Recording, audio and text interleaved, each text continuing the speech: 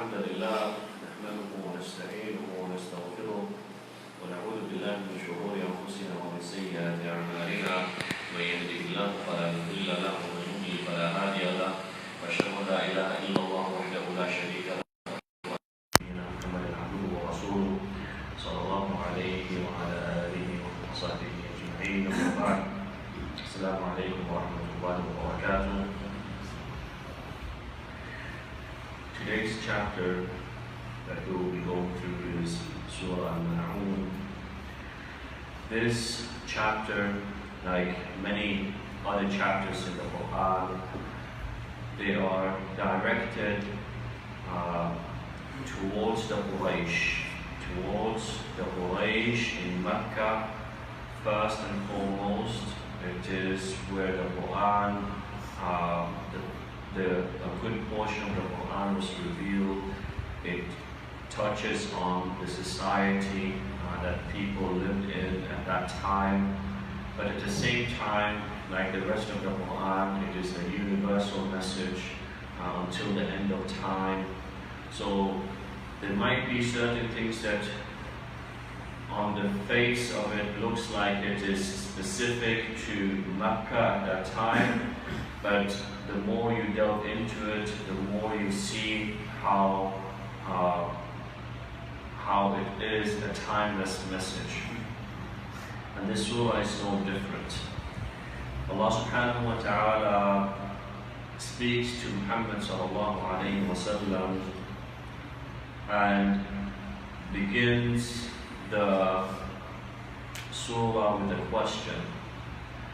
أَرَأَيْتَ الَّذِي يُكَذِّبُ بِالدِّينِ. Have you not seen or have you not witnessed the person who denies the religion? And this is, in a way, in one sense, it is a rhetorical question because the answer is so obvious. It is the people that are around the Prophet ﷺ. Some scholars, they say it is about Abu Jahl, some say it's about other prominent mushrikeen at that time. But it is applied to every single person who denies the day of judgment on Yawm al-Din.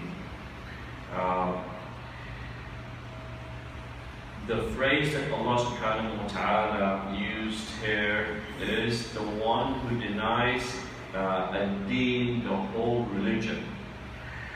The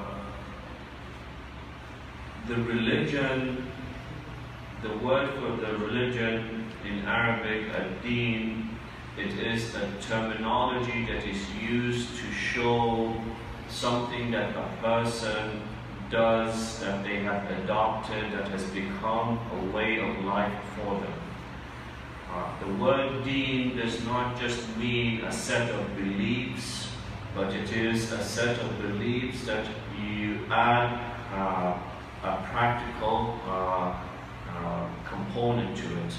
So it becomes something that you live, something that you breathe, something that defines your character, who you are.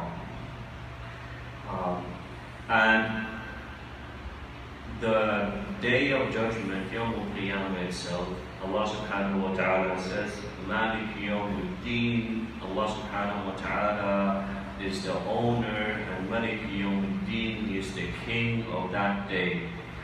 The deen in that context, it is very similar, and it means the time or when everyone will get what they deserve. Okay? So there's a slight difference, but at the same time there's overlap.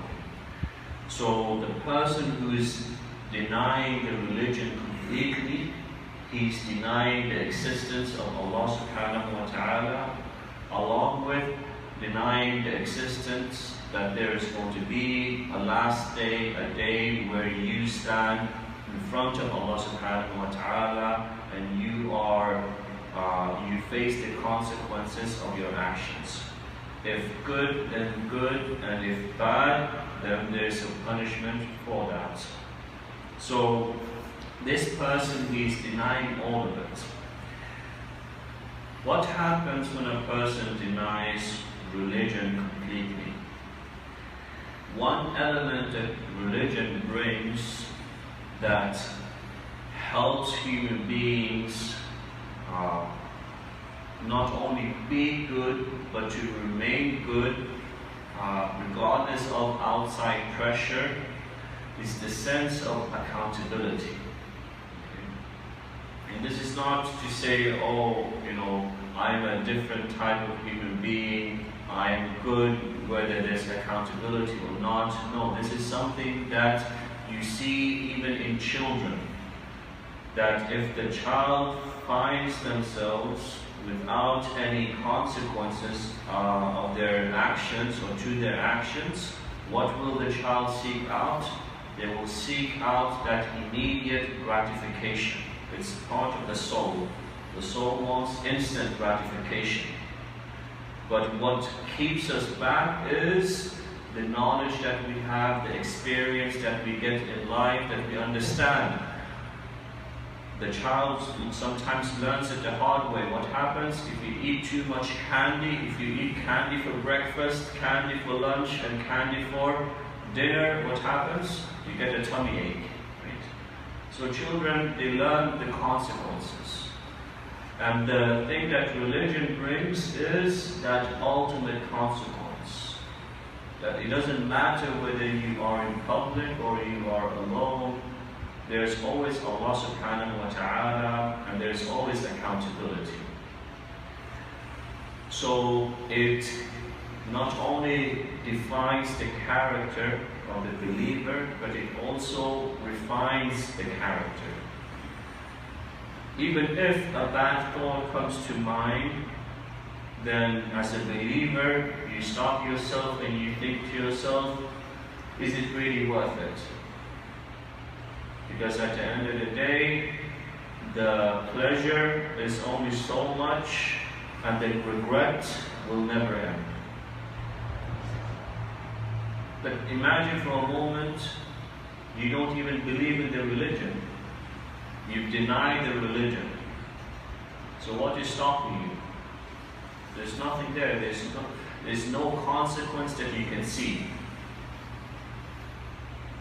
So, because of that, your character, your actions takes a hit.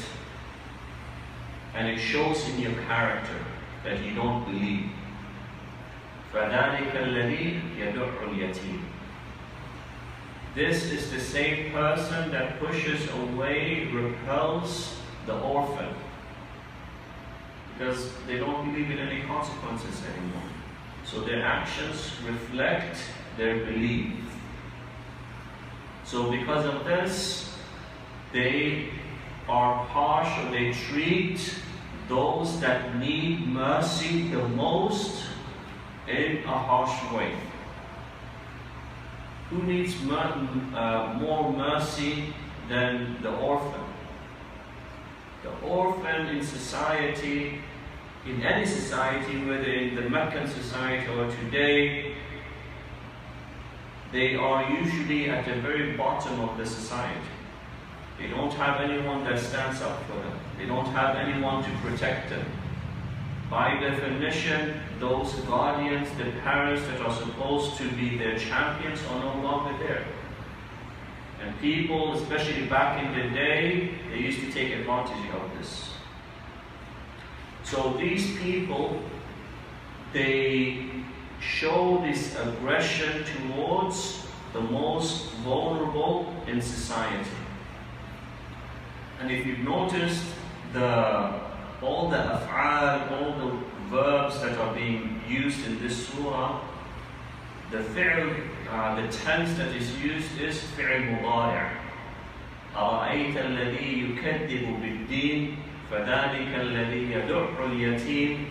And this fi'l mudari', the present tense of these verbs, it shows that it's an ongoing thing. It shows that when you disbelieve in Allah subhanahu wa ta'ala, it's not a one-time thing. If you disbelieve everything that follows that is, it just shows even more disbelief in Allah subhanahu wa ta'ala. When you are harsh towards the orphan, it's not just a one-time thing where you're harsh towards the orphan, because taking the wealth of the orphan and eating it yourself, that orphan will feel the pain of that, not only the day you take it, but the rest of the foreseeable future. And then Allah subhanahu wa ta'ala says, وَلَا يَحُضُّ عَلَى طَعَامِ الْمِسْكِينِ, that this person, it shows us how deprived a person becomes when they don't have religion. That not only do they harm the orphan, and it's not just the orphan, but when it comes to the masakeen, those that don't have enough, that are already struggling, they don't speak up for them. They do not encourage other people to feed those that are struggling, the masakeen, the poor people. So they joined two evils. Not only are they stingy themselves, but they don't like to participate and help in fundraisers, in actively helping others, no. So they harm and they prevent the khayr. Now this is something that, even though this is the character of the disbeliever, the one that disbelieves in Allah subhanahu wa ta'ala, it reminds us that the character of the believer is the complete opposite. Not only does the believer believe in Allah subhanahu wa ta'ala, but mafhum al-mukhalafa, here it means that the believer is the one who takes care of the orphan. The believer is the one who feeds the poor. Because it is, the believer and the disbeliever are at odds to each other. So what the disbeliever does, the believer does not do. And what the believer does, the disbeliever does not do. So it's complete opposites. So Allah subhanahu wa ta'ala says, وَلَا يَحُضُّ عَلَى طَعَامِ الْمِسْكِينِ فَوَيْلٌ لِلْمُصَلِّينَ. And the way we explained before in the past, it means woe or destruction for those who pray. Now when you hear this and you don't understand it in its context, you get confused. Why is there destruction for those who pray? And Allah subhanahu wa ta'ala explains it in the next verse. الَّذِينَ هُمْ عَنْ صَلَاتِهِمْ سَاهُونَ, those who are neglectful or heedless or careless about their prayers. And Abdullah bin Mas'ud, he put it in a very beautiful way. He said, Allah subhanahu wa ta'ala says that destruction, woe is for those who are careless about their prayer. So what do you think about the person that does not pray at all? Destruction is for the one who is careless. That person still prays, but they're careless about their prayer. So what do you think about the one that does not pray at all? So this again, it is a universal message, both for believers and non-believers. But in this specific context about the society in Makkah, the mushrikeen in Makkah, it highlights the hypocrisy that they had. They felt that they were special because they lived close to the Kaaba. And they felt that they were chosen, even though when it came to all the other aspects, they denied the Prophet ﷺ, they treated the poor in a very bad way, and so on and so forth. Even their prayer at the Kaaba was full of shirk, and it did not count in the least. And Allah subhanahu wa ta'ala highlights this in other places in the Quran, where Allah Azza wa Jalla says, أَجَعَلْتُمْ سِقَايَةَ الْحَاجِّ وَعِمَارَةَ الْمَسْجِدِ الْحَرَامِ كَمَنْ آمَنَ بِاللَّهِ. Because they used to take pride in serving the Hujjaj, the people who used to come for the Hajj. But Allah subhanahu wa ta'ala reminds them that what is even better than that is belief in Allah. Because once you have belief in Allah, all these other things fall into place. This is why the Prophet ﷺ, for 13 years when he was in Mecca, he focused on Tawheed. Because once a person understands who Allah subhanahu wa ta'ala is, then he will understand what Allah subhanahu wa ta'ala wants from him. And there's many places in the Quran where Allah subhanahu wa ta'ala tells us time and time again about people who were destroyed before us, وَمَا قَدَرُ اللَّهَ حَقَّ قَدْرِهِ. And they did not give Allah subhanahu wa ta'ala the esteem that He deserves, that the reverence that Allah subhanahu wa ta'ala deserves. So because of them not understanding who Allah, who the Creator is, they fell short in many other aspects. And then Allah subhanahu wa ta'ala, coming back to the surah, فَوَيْلٌ لِلْمُصَلِّينَ الَّذِينَ هُمْ عَنْ صَلَاتِهِمْ سَاهُونَ الَّذِينَ هُمْ يُرَاءُونَ. Those, not only are they careless about their prayer, but when they pray for riyah, to show off. And again, this is a message to the disbelievers first and foremost, but it is also a reminder for us Muslims that we should try our best to stay as far away from this as possible. And riyah, like the Prophet ﷺ mentioned, it is the hidden shirk. It is a shirk al-khafi. It is, some scholars they consider it to be a shirk al-asghar. It is the minor shirk. It is a very, very serious thing. And when it comes to showing off, just as a question, out of all the deeds that a person can do, the scholars in Islam, they highlight one specific deed where it is impossible that riyah enters.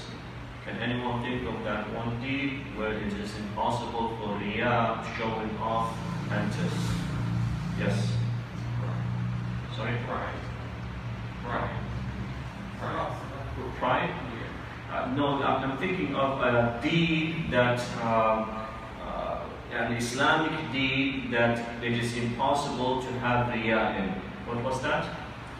Salah? Siyam. So siyam, fasting, it is impossible to show off because it's something that is, by definition, the way that we fast, it is, you can't show off by fasting because you do not eat, you do not drink. You might be sitting with people and they don't even know that you're fasting. The only way that you can show off by fasting is something that goes along with riyah, which is sum'ah, which means that you tell others about what you've either done or what you're doing. So you can sit in front of people and say, you know, alhamdulillah, today I am fasting. But that's not riyah, but that is sum'ah. And both of them are deadly when it comes to removing the reward from a person. So fasting is very, very unique in the sense that there is no riyah when it comes to fasting. And then Allah subhanahu wa ta'ala says, الَّذِينَ هُمْ يُرَاءُونَ وَيَمْنَعُونَ الْمَاعُونَ. And they are the ones who prevent or do not give the Maaoun. And scholars in Islam, they say al-Maaoun, it is a generic term, it's a term that doesn't really show one specific thing, if someone asks you what is al-Maaoun, some scholars they've said al-Maaoun is a plate, a dish, right? The plates that we eat on, they say this is the Maaoun. Others they say it is sugar that you have at home. Others they say it's salt. Basically it is the smallest kindness, the smallest thing that many of us have in our house. If someone comes, your neighbor knocks on your door and they say, I don't have breakfast today, can I have some cereal? Right? Then that cereal becomes Maaoun. If someone says, oh, I have some guests over, I need a small table to set in front of the guests, then that small table becomes the Maaoun. Right? So it's anything that is considered to be a small act of kindness. And these people who have rejected religion, they are so deprived that even when it comes to something that small, their hearts are completely sealed, that they deny even that small of a kindness. So this surah, it is considered to be one of the short surahs in the Quran, but like many of the other surahs, it has a very big impact. One beautiful thing that scholars highlight is they say this surah touches on many different aspects. It does not only speak about the belief that we have in our heart, but it directly links the belief with action. And this is the way that the Ahlul Sunnah wal Jama'ah understands Iman to be, that Iman is not just something that you have in your heart, it shows through your actions, through your speech. Iman increases with good deeds and it decreases with bad deeds.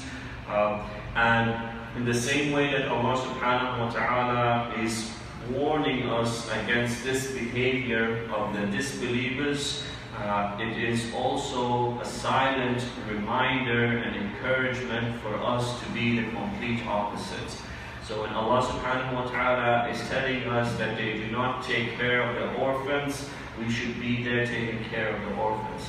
When Allah subhanahu wa ta'ala tells us that they're neglectful of their prayer, that we should not be so, and we should protect our prayer as much as possible. In other places in the Quran, Allah subhanahu wa ta'ala says so directly, حَافِظُوا عَلَى الصَّلَوَاتِ وَالصَّلَاةِ الْوُسْطَى وَقُومُوا لِلَّهِ قَانِتِينَ. Protect your prayer, especially the middle prayer. Many scholars they say this is Asr prayer. وَقُومُوا لِلَّهِ قَانِتِينَ, and stand in front of Allah subhanahu wa ta'ala in devotion. So inshallah we will conclude here. This is Surah Al-Maaoun. It is a very short surah, but if we understand it and if we implement it in our lives, the impact will be very great. One good thing, a good practice is to take the knowledge that is shared here at the masjid back home. You sit your wife down, you sit your children down. If you don't have a wife or children, you sit down with your friends, with people that you know, and you try to remember this kind of knowledge. And this encourages us to be more the way that the Prophet ﷺ was. Allah subhanahu wa ta'ala says, وَتَوَاصَوْا بِالْحَقِّ وَتَوَاصَوْا بِالصَّبْرِ. So it is something that takes more than one person. If anyone has any questions, now is the time.